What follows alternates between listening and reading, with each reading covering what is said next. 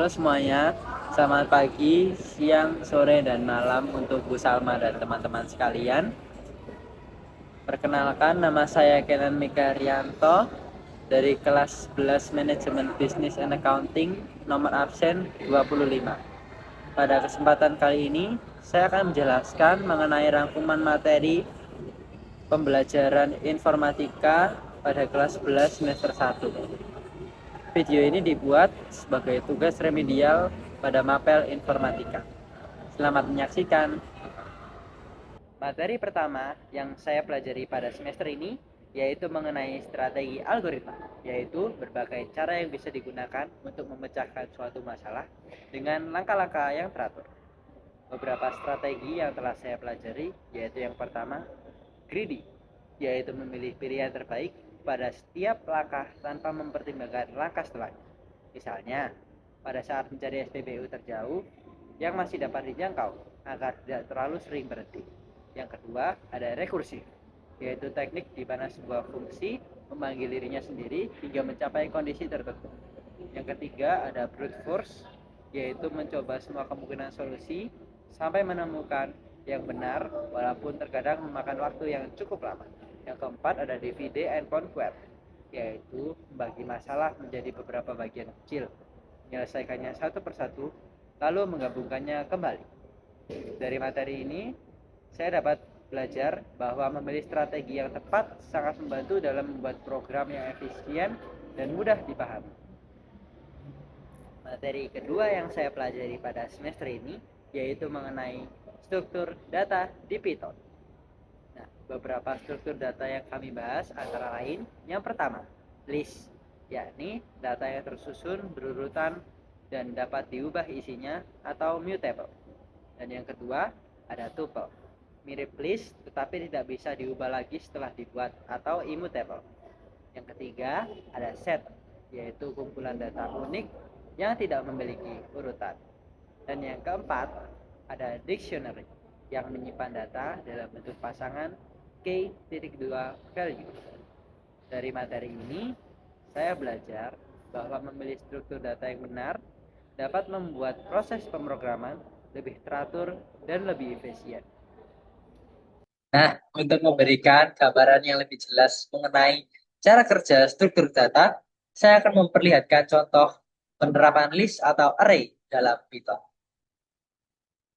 Nah, untuk studi kasus yang akan saya gunakan yaitu studi kasus yang telah diberikan oleh Salma pada soal pertama.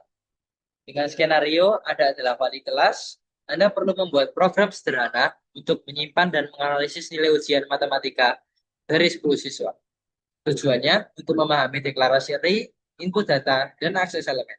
Tugas yang pertama, deklarasikan sebuah array integer dengan nama nilai matematika yang dapat menampung 10 elemen. Yang kedua, isi array tersebut dengan nilai berikut, sesuai dengan yang disertakan pada soal. Lalu yang ketiga, tampilkan semua nilai siswa ke layar. Dan yang keempat, hitung dan tampilkan nilai rata-rata kelas. Dan yang kelima, cari dan tampilkan nilai tertinggi dan terendah dalam kelas. Nah, kita langsung lanjut saja ke dalam Python. Di sini pertama-tama saya akan menuliskan judul terlebih dahulu, apa yang akan kita kerjakan.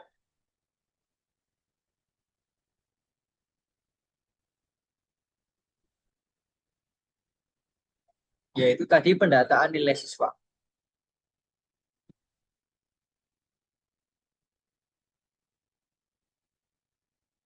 Sudah seperti ini saja. Dan yang selanjutnya, mari kita akan membuat data nilainya dengan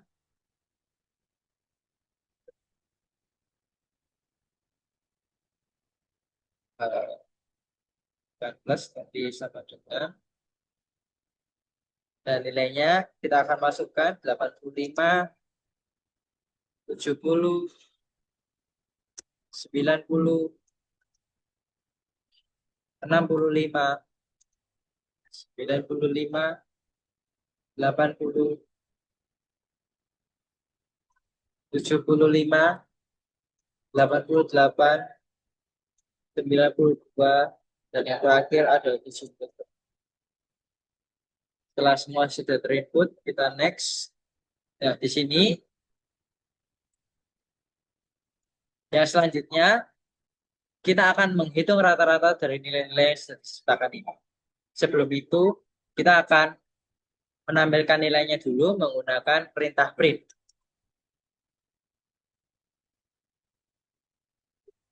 Nah, di sini diawali juga dengan petik yang akan ditulis dengan nilai matematika.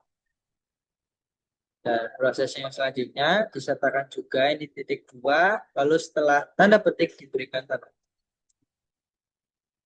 Nah, ini tadi yang sudah kita tulis.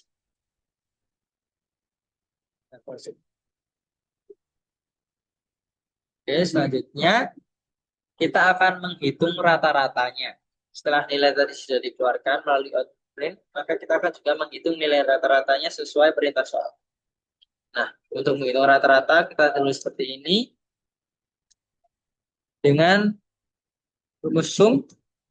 Ini untuk menjumlahkan semua nilainya, tinggal kita sebut nilai matematika. Tinggal ditutup kurung, kemudian dibagi dengan len. Nah, len ini adalah jumlah nilai yang tadi diinput. Dan jumlah nilai yang tadi diinput ada 10 nilai. Sama juga ini tadi ditulis nilai matematika. Nah, setelah selesai, kita juga perlu menuliskan print agar output rata-rata keluar. Seperti ini, diberikan data petik juga. Rata-rata nilai. Nah, setelah itu diberikan titik 2 dan petiknya sudah ada, koma rata. Rata ini didapat dari tadi yang sudah kita rumuskan. Selanjutnya, setelah kita mendapatkan rata-ratanya, kita perlu menghitung nilai tertinggi dan terendahnya. Untuk menghitung nilai tertingginya, kita menggunakan output juga. Print dalam kurung petik, print dalam kurung petik lagi nilai tertinggi. Seperti ini juga. Ini diberikan titik 2 dan akan koma. Dan di komanya ini dituliskan max. Max ini menandakan nilai maksimal dalam kurung nilai matematika sesuai dengan yang di atas nantinya sudah kita buat. Dan di sini untuk kurungnya betul 2. Selanjutnya kita perlu menghitung untuk menampilkan dan menggunakan rumus juga untuk melihatkan nilai terendahnya. Sama kita juga menggunakan output print sama seperti tadi, tapi bedanya di sini adalah nilai terendah. Soalnya kita juga sama berikan titik 2. Setelah titik 2 kita berikan koma dengan perintah minimal. Karena di sini yang diminta adalah nilai terendah. Selanjutnya dalam kurung nilai matematika.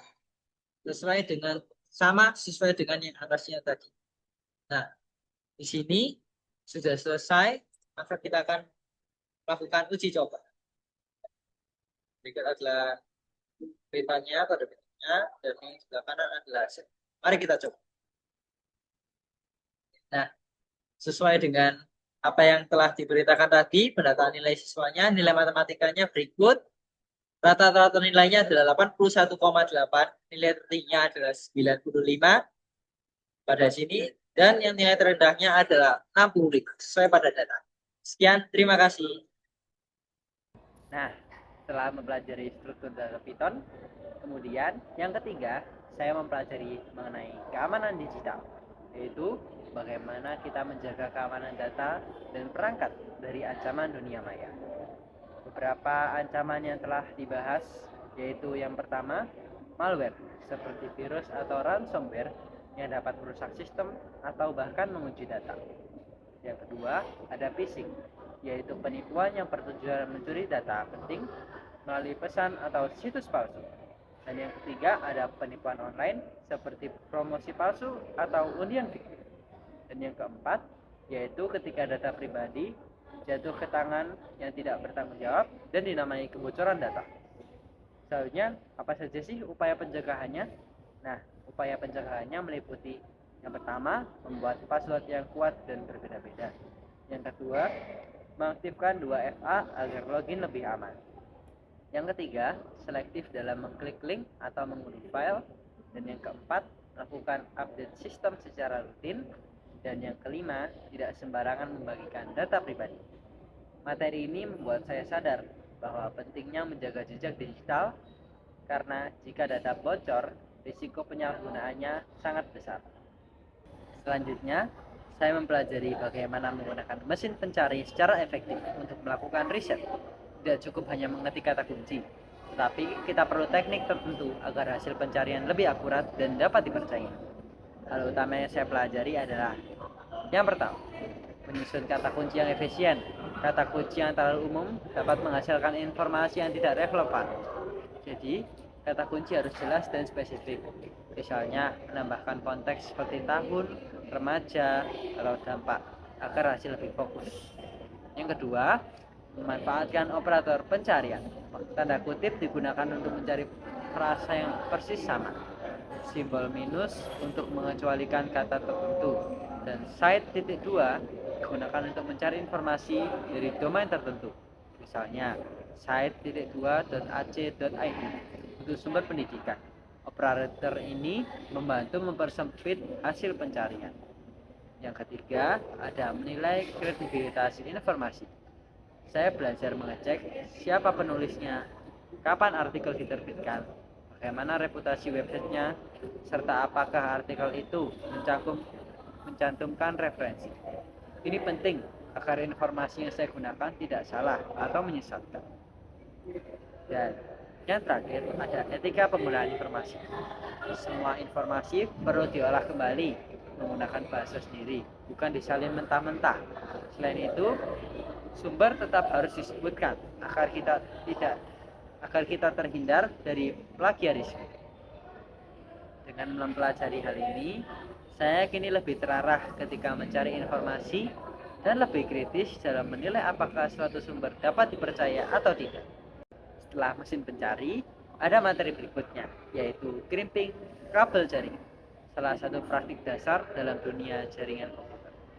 Beberapa hal penting yang saya pahami adalah terdapat dua jenis kabel, yaitu straight through yang memiliki susunan warna yang sama pada kedua ujung dan dipakai untuk menghubungkan perangkat yang berbeda jenis seperti komputer ke switch. Dan yang kedua, crossover yang memiliki susunan warna berbeda pada setiap ujung dan digunakan untuk perangkat sejenis seperti komputer ke komputer.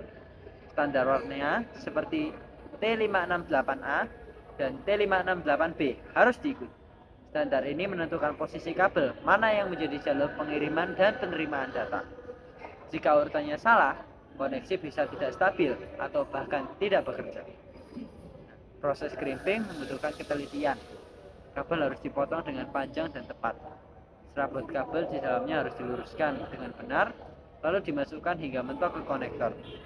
Sebelum dijepit menggunakan tang crimping. Setelah pemasangan kabel diuji menggunakan LAN tester untuk mematikan setiap pin terhubung sesuai standar. Jika ada jalur yang terbalik atau tidak terhubung, maka harus diulang. Melalui materi ini, membuat saya mengerti bahwa kualitas jaringan bukan hanya ditentukan oleh perangkat besar, tapi juga hal teknis kecil seperti kualitas pemasangan kabel. Nah, selanjutnya saya juga belajar tentang topologi jaringan, yaitu cara perangkat-perangkat dalam jaringan saling terhubung. Beberapa topologi yang dibahas antara lain, yang pertama, topologi bus. Semua perangkat terhubung dalam satu jalur utama. Topologi ini murah dan sederhana. Tetapi jika kabel utamanya bermasalah, seluruh jaringannya juga ikut terganggu. Yang kedua ada topologi star, yang menghubungkan setiap perangkat ke satu pusat, biasanya switch. Topologi ini menjadi pilihan utama di sekolah dan kantor karena mudah dikonfigurasi, dan jika satu perangkat rusak, tidak merusak jaringan keseluruhan. Yang ketiga ada topologi ring yang menghubungkan perangkat membentuk lingkaran. Data berpindah secara berurutan dari satu perangkat ke perangkat berikutnya. Kekurangannya satu, permasalahan perangkat dapat memutus seluruh aliran data. Yang keempat ada topologi mesh yang menyediakan banyak jalur alternatif sehingga sangat handal.